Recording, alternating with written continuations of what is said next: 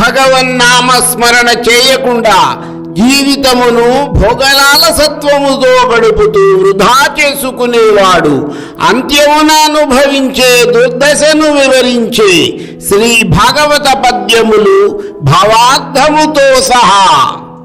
ఈనాటి 2 పద్యములు కూడా సుఖ మహర్షి పరీక్షిత్ మహారాజునకు వివరించి చెప్పిన పద్యములు. పరీక్షిత్తు అభిమన్యుడు ఉత్తరల కుమారుడు.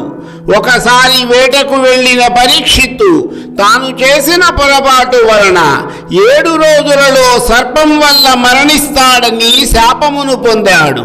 తనకు జ్ఞానబోధ చేయమని 1 వారంలో తాను పరమార్థమును పొందే మార్గమును సూచించమని మోక్ష మార్గమును తెలియచేయమని వేడుకున్న పరీక్షిత్తు కోరిక మేరకు వ్యాసుని పుత్రుడైన శ్రీ సుఖమహర్షి పరీక్షిత్తుకు శ్రీమద్భాగవతమును వినిపించసాగారు. సుఖమహర్షి బోధించిన జ్ఞానామృతం భాగవత శ్రవణంతో పరీక్షిత్తు మహారాజుకు మోక్షం ప్రాప్తించింది.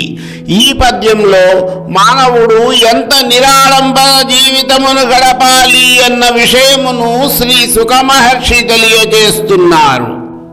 కమనీయ భూమి భాగములు లేకున్నవే పడియుండుటకు దూది పరుపులేలా సహజం బులవు కరాంజలు లేకున్నవే భోజన భాజన పుంజమేలా వల్కలాజిన కుశావళులు లేకున్నవే కట్టదుకూల సంఘాతమేలా గొనకు నివసింప గుహలు లేకున్నవే ప్రాసాద సౌధాది పటలమేలా ఫలరసాదులు కుయ్యవే పాదపములు స్వాదు జలములనుండవే సకల నదులు బొసగ భిక్షయు బెట్టరే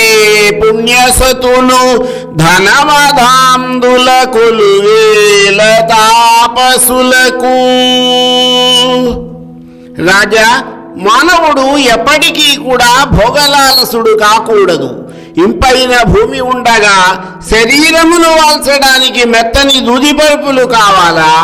భగవంతుడు ప్రసాదించిన చేతుల దోసిళ్ళు ఉండగా లోహపు పాత్రలు అవసరమా?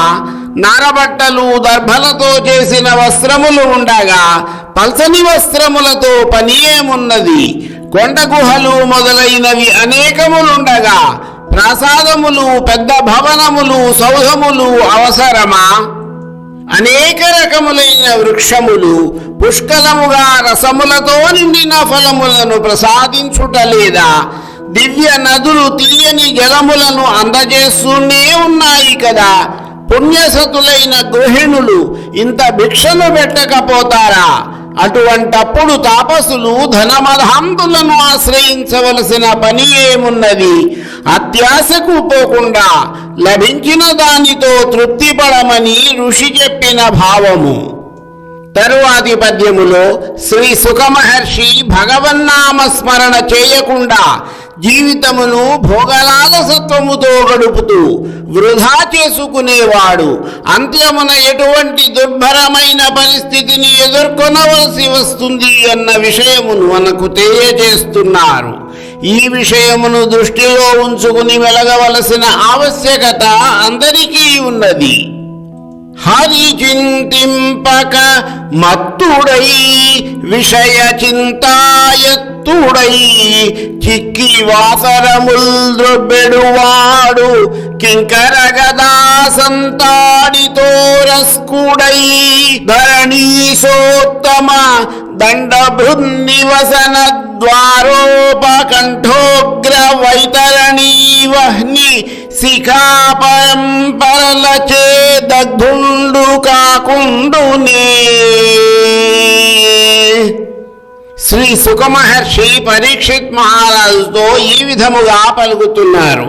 రాజా, జగన్నాథుడైన శ్రీహరిని స్మరింపకుండా మదంతో నిండిపోయి విషయ సంబంధమైన భోగములకు దాసుడై సంసార చక్ర భ్రమణములో పడి నలిగిపోతూ కాలము వృధాగా గడిపేవాడు అంత్యమున యమకింకరులు గదలతో మొత్తుచుండగా దుర్గంధభరితమైన వైతరణీ నదిని దాటి యమలోకమున ఉన్న అగ్నిజ్వాలల్లో దగ్ధమవకుండా ఉంటాడా? మరికొన్ని పద్యములు వాటి భావార్థములు నా తదుపరి వీడియోలో.